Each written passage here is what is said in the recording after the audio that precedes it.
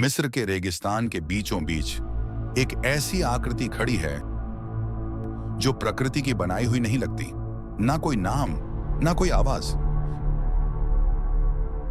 सिर्फ पत्थर। इसने साम्राज्य देखे,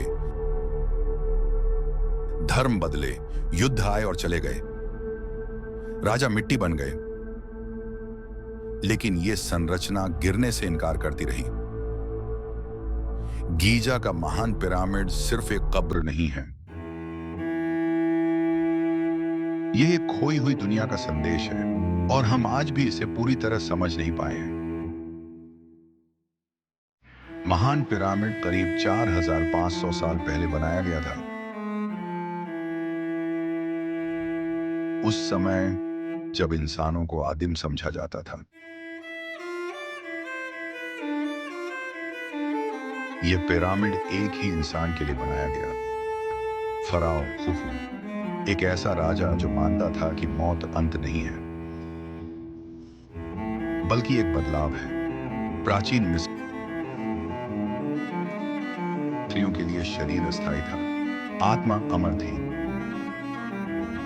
रास्ता दिखाने के लिए था सितारों तक, ना स्वर्ग ना जन्नत, सिर्फ सितारे। इस पिरामिड में 23 लाख से ज्यादा पत्थर लगाए गए। हर पत्थर एक ट्रक जितना भारी।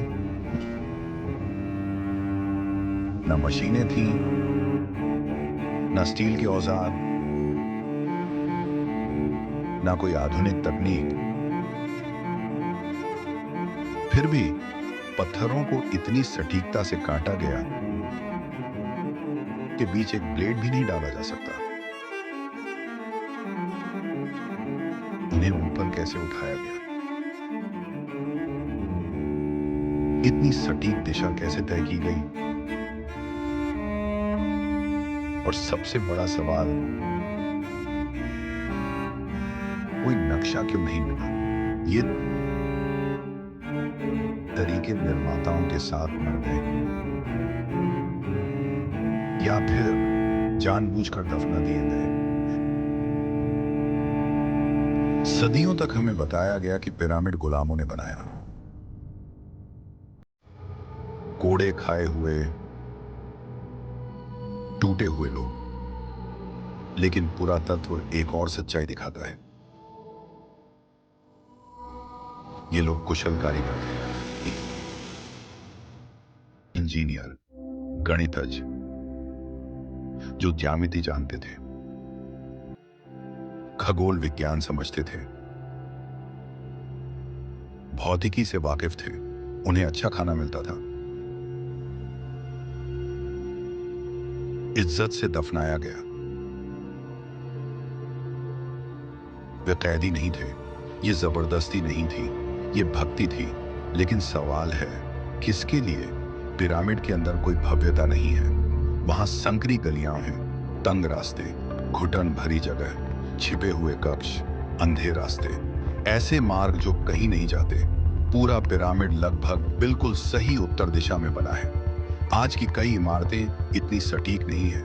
कुछ कक्ष खास सितारों से जुड़े हैं, वही सितारे जिन्हें मिस्री देवता मानते थे। सिर्फ संयोग या सोची समझी योजना, कोई लिखित प्रमाण नहीं, कोई निर्देश नहीं, बस खामोशी। अब सबसे डरावनी बात, इस पिरामिड के बाद ऐसा कुछ फिर कभी नहीं बनाया गया। ज्ञान गायब हो गया, जैसे मिटा दिया गया हो। बाद में सभ्यताएं आईं, लेकिन इतनी सटीकता किसी ने दोहराई नहीं। मानो यह पिरामिड शुरुआत नहीं बल्कि अंत था, एक आखिरी उपलब्धि, एक अंतिम संदेश। महान पिरामिड आज भी खड़ा है, लेकिन उसे बनाने वाले लोग खत्म हो चुके हैं।